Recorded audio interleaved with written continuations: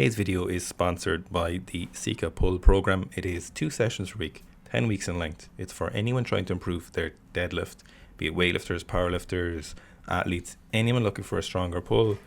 You get this program. We've had the highest PB we've had someone get to is 300 kilos. So it's been road tested all throughout those values. So warranty is good up until at least 300 kilos at this date and time.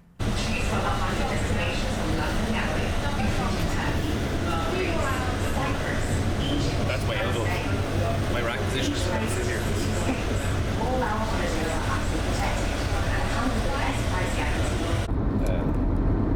So we once again had a falling out with a rental car company. Once again. We're 8 for 8 on that count. Yeah. We have what do we have? A Renault again? Some kind of heap of shit Reynolds. Some terrible Renault. And we got an upgrade because they were trying to dupe us. Yeah, we got an upgrade. But currently en route to Ascension training. We had Dower Fitz and the Furious Fridge negotiating. Yeah. And it was just Against the man who didn't speak English, so to be honest, he was always going to win. Yeah.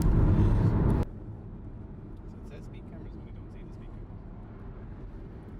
Just don't know what speed we're supposed to be doing.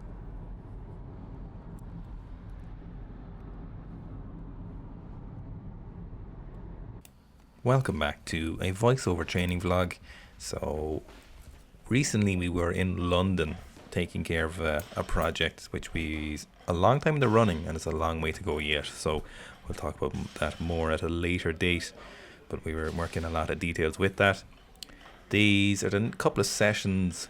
This was very early that morning, which is why I'm bending my arms so much in the power cleans. So this was the kind of Sunday day, the day 4 of my strength training for the week, which is usually full cleans, but there was no way I was doing full cleans in my Vivos at 7 o'clock in the morning. My joints would not be able for that. No, they probably would, but I didn't have any weightlifting shoes, so we kept it at the powers.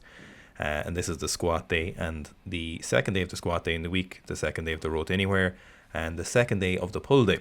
So this was the end of week 3, and we're moving on to week 4 this week, which you'll see. There's a couple of different training days involved in this. So while I was planning on doing most of this training block barefoot, we recently got the Reebok Legacy 3s, and I want to do a good bit of training in those. Suffice to say, I really like them already, but myself and Fitz are big fans of those. They're a little bit lower priced than other shoes currently available, and they seem quite sturdy. So I'm going to do a couple of sessions in those and give them a good run. So I'll have to give the barefoot stuff a break and have to do some cleans and jerks and squats in them. But I'm really looking forward to trying those.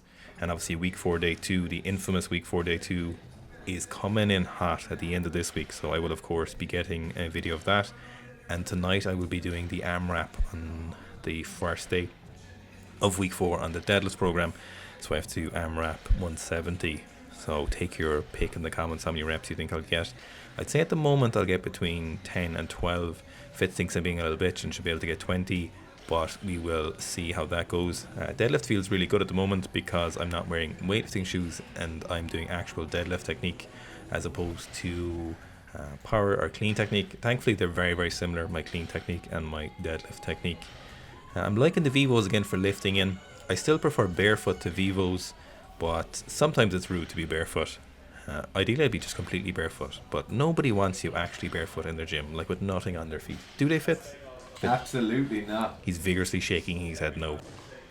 Fitz does, however, have an extreme foot fetish, so I mean, you know how it is. He's got his only foots. Woo! So moving on then to the behind the neck split jerks. Surprisingly enough, this is the one lift where I'm actually negatively affected by not having weightlifting shoes. So obviously I did that previous 140 without weightlifting shoes just because I was messing around, but now I'm actually that was seeing where I was, but now I'm back to actually training them seriously. And doing them without weightlifting shoes is not great, long story short. So here I am working up in volume, taking pretty small jumps, about 10 kilo jumps all the way up from 40, just to get a lot of volume in. So you can see that elbow lockout is not great. It's not as good as it should be when I'm fully weightlifting, but it is getting a lot better. So as I was talking about, 6 months of hardcore jiu-jitsu and fuck all weightlifting has very negatively affected it. It's getting much better. I can now straighten my elbows unweighted without pain, which is a huge improvement. and I'm getting back there. So bit of tightness in my internal rotation on my right hand side, so you can see that affects it a little bit. Doing a lot of soft tissue work, a lot of bicep and tricep work, and it is getting better, and I'll get back to it. Need to do a lot more stretching. I'm just trying to counteract 6 months of the complete opposite of full elbow extension, so it's of course it's going to take a bit of time, but I'm seeing drastic improvements every week, so I'm pretty happy with that. Ideally for behind the neck jerk you'd have a perfect lockout, which I will get back to. So here is 140. I would have liked to go on 150, but this wasn't quite as clean, you would say. So I left it at 140. It was plenty of volume. And then we're moving on to, so I just finished with some strict press and some static holds overhead. One of the really important things for elbow extension is actually just being an elbow extension for a long time. If you look at CrossFitters, they have phenomenal elbow extension, and gymnasts, because they spend so much time in full extension, and so some static holds with a barbell overhead forcing that tricep lockout is of course fantastic. I haven't done pull-ups seriously in a long time, and so here is me doing some pull-ups. These do hurt my elbow and shoulder, but I'm sure it's good for them. Here's some weighted carries. So I did these for about 15 minutes, just a minute over, and a minute, or for like 45 seconds off. I think that sandbag was like 30 kilos, so not that heavy. I should have gotten some heavier ones, but I only saw them after.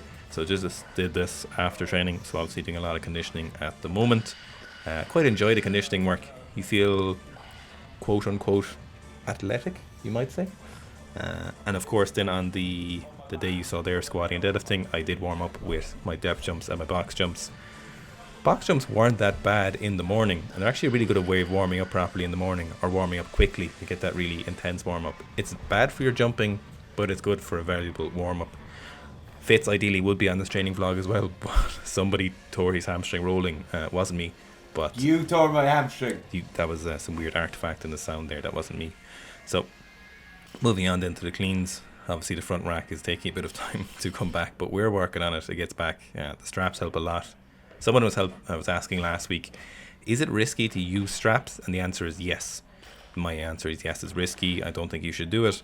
I suppose I've been lifting for, how long have I been in cleans? 12 years now at this stage. 12 and a half years or so. So it's kind of a do as I say, not as I do. You can do what you want, but I really recommend you don't do it for multiple reasons. If I was in clean and jerks, I probably wouldn't do it, but I'm au fait enough with cleans at this stage. I should hope that I can do some lighter cleans with straps on, and I really wouldn't recommend you do it for full cleans unless you're fairly well experienced, and then it's not as dangerous, but of course it's still somewhat risky compared to the snatch. But there we go. I really enjoy doing it for the higher reps. So moving up to 100, obviously rack position's getting a bit better. I'm pretty happy with these cleans. Was actually happiest probably with the last set. So these were a little bit slow in the turnover due to the rack position needing a bit of work.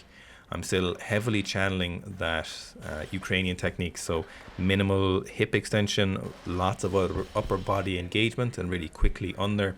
So here's 100 kilos. I had to use Rob, the gym owner in the back in Ascension. I had to use his giant clown shoes. These were like 11 and a half, I think. So you can see these are getting a little bit sharper as I warm up more into them, and there's a bit more weight. A little bit of a jump back and swing on some reps. My shoulders are coming back a bit too early. So here's the first set at 105. So just trying to keep my shoulders in front of the bar and really get that upper body engagement to turn the barbell over quickly as I pull myself under. Clean is getting there again. I'd like to do some clean variants, which I might actually do a little bit more cleaning. I might change the clean up to 3 times a week, including power cleans and maybe some block cleans. So here's the last set of the cleans, and I think I was quite happy with this. Obviously weights are quite light, but I'm trying to get a lot of volume and repetitions in at the moment until we get to the heavier weights. Then we're moving on then to the week 3, day 2 of the squat program. So a couple of 4s, and then these were moving quite well. Obviously I took off the weightlifting shoes, the clown shoes. But as I say, next session will be the AMRAP, week 4, day 2, and I will have the Reebok Legacy 3s on for that, and we'll see how it goes. So I hope you enjoyed the training vlog in Ascension, London. The best gym in London, the best gym in the UK, I would say. Woo! Ascension training. So check it out if you're in South England. And I hope you enjoyed the training vlog. And that's it until later this week.